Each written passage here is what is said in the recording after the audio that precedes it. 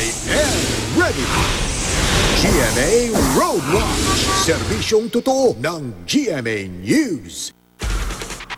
Narito na po ang lagay ng trapiko sa mga pangunahing kalsada sa Metro Manila mula sa GMA Road Watch. Ang nakikita niyo po ngayon ay live na kuha sa may EDSA Cubao. Yun pong nasa kaliwa yung mga patungo sa monumento. Habang yung nasa kanan ay patungo sa Makati sa ngayon po. As usual, matraffic po yung mga patungo sa Makati pag kayo ay galing sa bandang Quezon City, lalo na po yung mga pailalim. Diyan naman sa may Cubao Underpass. Sa ngayon po tinanggal na yung barrier. Diyan naman sa bus lane at nagdi-divide sa may private lane.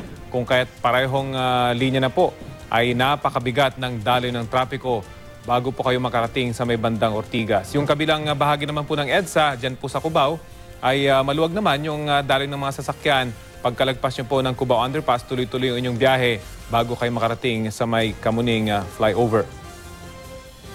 Iniulat naman ng ating Wazer na ang sitwasyon sa may North Luzon Expressway sa ngayon po ay napakabigat ng daloy ng trapiko pag kayo po galing ng NLEX at papasok po kayo ng EDSA. Ayon sa ating mga Wazer, nasa 10 kilometers per hour lamang po yung average speed na kanilang inire-report.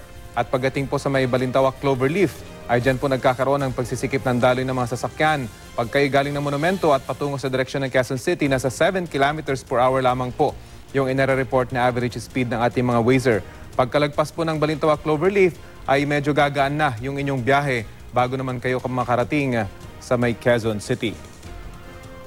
Sa may EDSA Pasay naman, kung saan naroon ang karamihan ng mga bus terminal, sa ngayon po ay napakabigat na rin ng daloy ng mga sasakyan. I-zoom out lang po natin ng konti para makita natin yung haba ng daloy ng mga sasakyan na yan. Pag kayo po'y galing ng Mall of Asia at patungo sa direksyon ng Makati, yan po yung inyong makakaharap na daloy ng mga sasakyan. Nasa 6 kilometers per hour lamang po yung average speed ng ating mga Wazer hanggang kayo makarating sa may Aurora Boulevard area.